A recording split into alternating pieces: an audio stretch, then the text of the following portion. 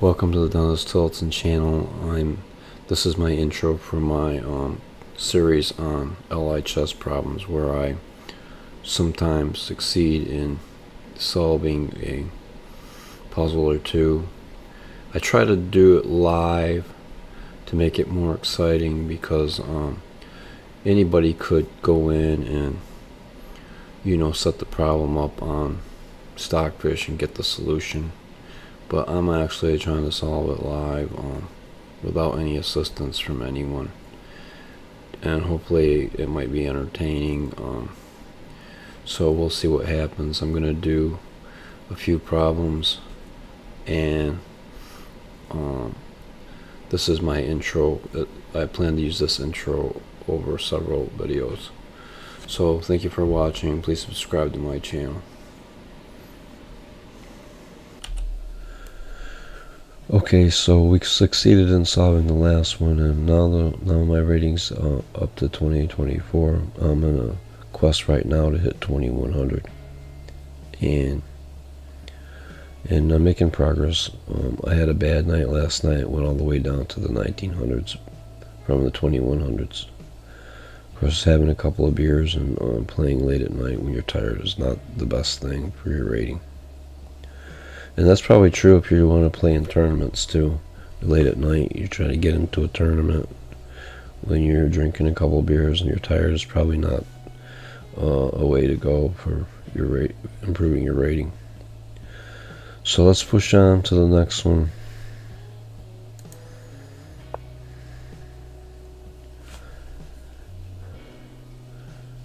And so in this one, white has moved this queen over one square, and it's basically counterattacking against black's queen. Black's queen was pinning the rook, and it would be really cool if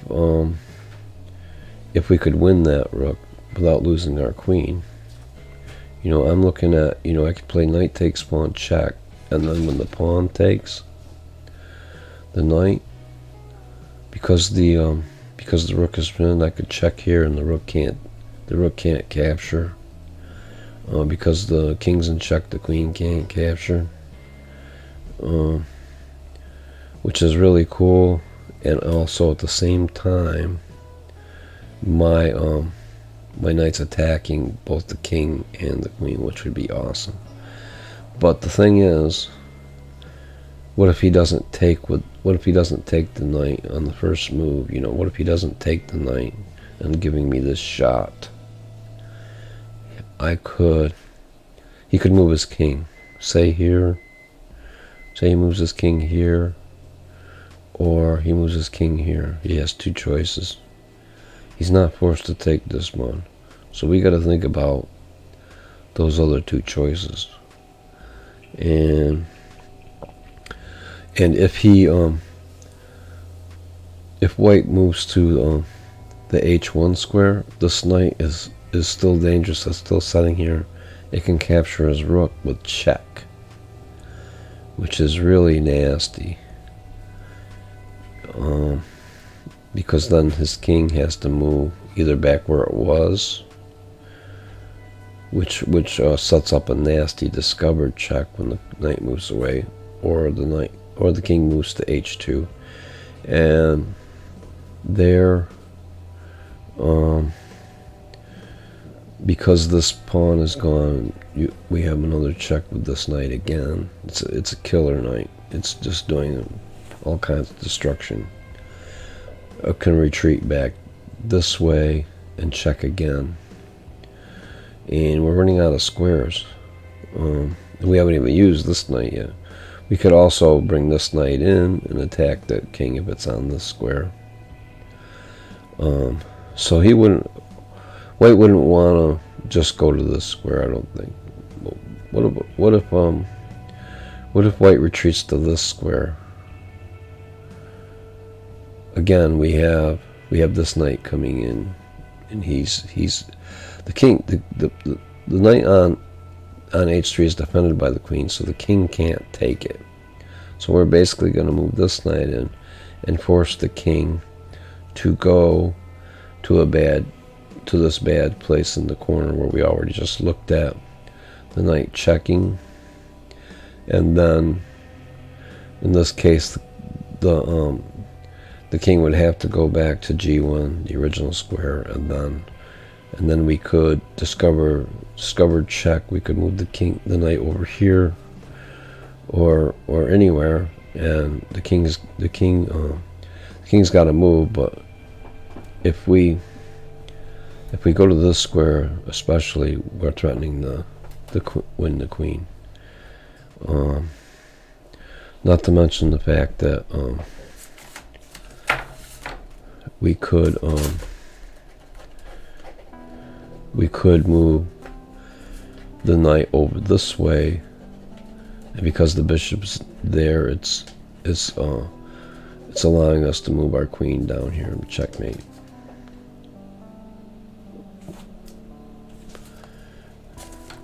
So that would be cool. I mean, I can see that after we take this pawn with a knight, everything looks rosy. So let's try it out.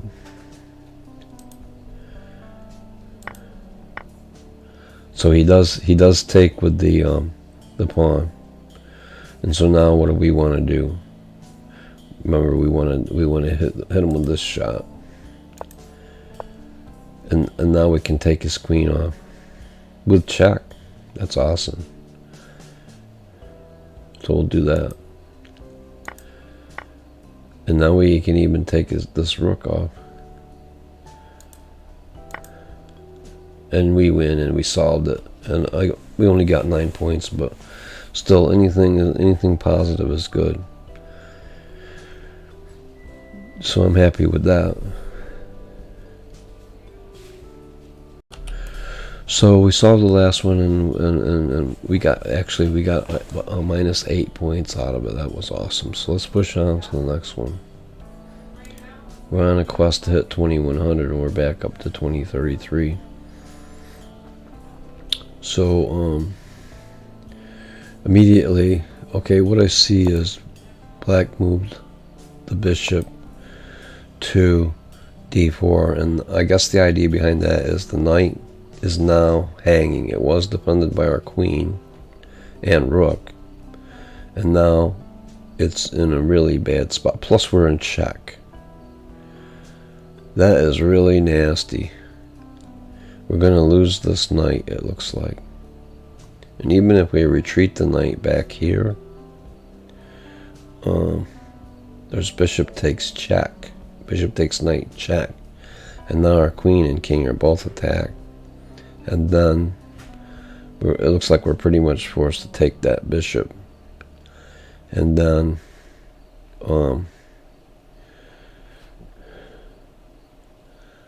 we basically, after rook takes queen, we basically lost the game. We're totally demolished. What can we do?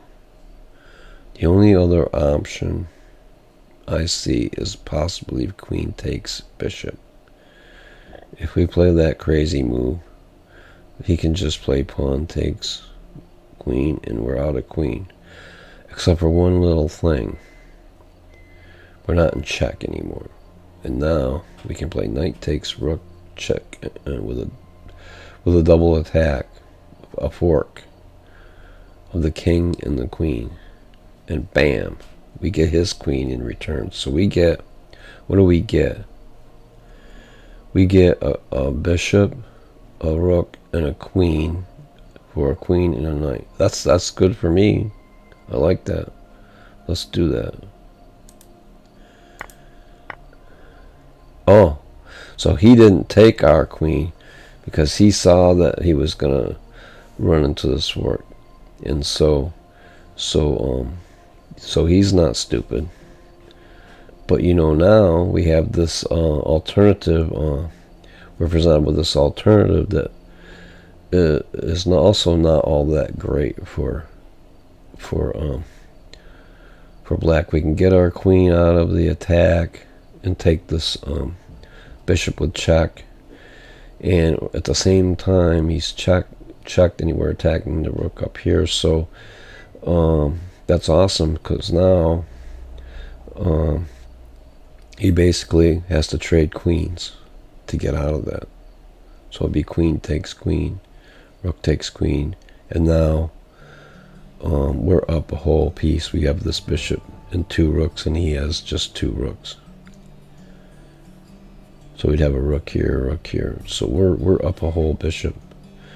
And pawn-wise, we have 6 pawns to 6 pawns. So he doesn't have any pawn advantage to compensate for being down a whole piece. So we win. We'll probably win. We'll probably be able to put this extra bishop to good use against his pawns and gain even more material. So let's do that. Yay.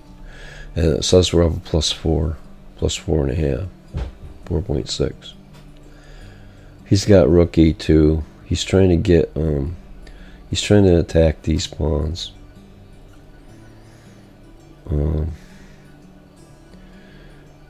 You know, I could just move this rook over to c1. Does it have that? Yeah, it has rook c1. So we can just defend ourselves pretty easy.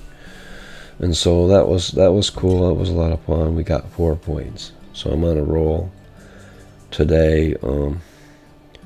C5, 5 successes, a failure, and 4 successes. So I'm not sure. I might have nailed some of these last night, but still, I'm on a roll. So I'm happy with that. Okay, we're moving on now. Black has just moved this king into the corner. Now, that's after white moved this pawn up. So obviously, black wants to take this pawn. But when white moved this pawn forward, it opens up the square for the bishop to pin the knight to the king. And apparently, black doesn't want to allow that. So he's moved this king over. Now, these guys are fairly strong players, and you know they're near expert strength, which they're in a high percentile of chess players. So, and they're playing blitz, so they don't really have a lot of time to think this over. 5-minute blitz. And so, because obviously, you know, black could have gotten away with just taking this pawn and then defending it with the queen, and then later moving the king up. But you know, there's the idea that okay, we're pinning it and then we're piling up on it with the queen and the bishop, and you know, it's just not much fun. Maybe we're losing a piece here. So to get out of that, the king moves over, and now if white wants to try to save the pawn with the bishop move, so that the knight can't take it, we can push this pawn. It weakens this pawn, but we might just win this pawn, and that would be hard to figure out in a blitz game. But my gut feeling is we're probably going to at least come out equal. And so, but secondarily here, there's a nasty thing going on. If I push this pawn, one of the strongest things you can do with pawns in chess is to attack 2 pieces at the same time with a pawn. And so if I push this pawn up, I'm attacking 2 pieces, and that forces a reply. So it's a forcing continuation. I gotta capture this pawn one way or the other, because I can't retreat 2 pieces simultaneously. And if this pawn was defended while it was up there, that would be awesome. But it can't be. But obviously, because he moved this king over, he can now take the pawn with his knight. Anyway, it's dead. It's dead. And when I move my bishop up here, the knight just moves back or some other way. without thinking about it. The knight's gonna be safe. It's not gonna be pinned. So this pawn is dead anyway. So why not throw it forward to this square? The queen takes, and now when we take here, we repeat the same idea, which is one thing that's cool about this position.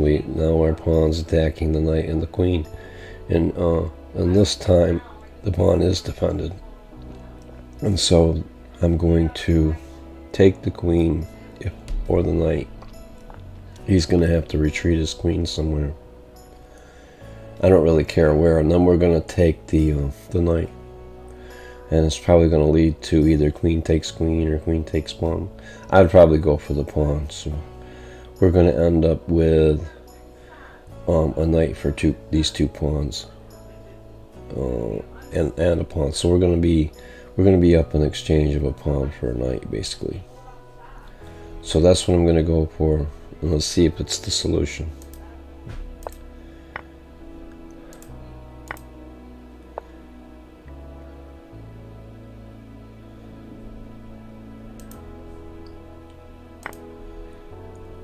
And we got the solution, and I'm happy with that. That's awesome. Okay, so that's the end of my video, and I hope you enjoyed it. I definitely enjoyed making the video, and I'm hoping that if you like these videos, you'll subscribe to my channel and share my videos with a friend.